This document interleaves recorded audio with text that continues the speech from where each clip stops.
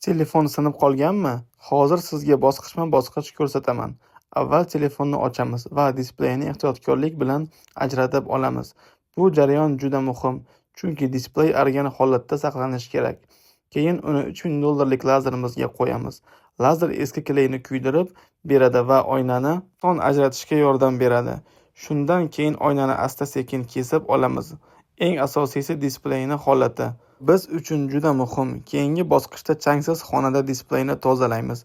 Bu yerda hatto kichik chang ham qolmasligi kerak. So'ng yangi oynani o'rnatamiz va pressga qo'yamiz. Press orqali hammasi mukammal yopishadi. Vakuumga qo'yamiz. Bu esa pufakchalarni yo'q qiladi. Oxirida yangi nakleyka qo'yib, telefonni yig'amiz.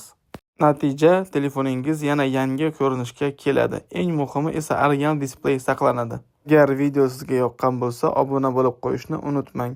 Fikrlaringizni izohlarda qoldiring.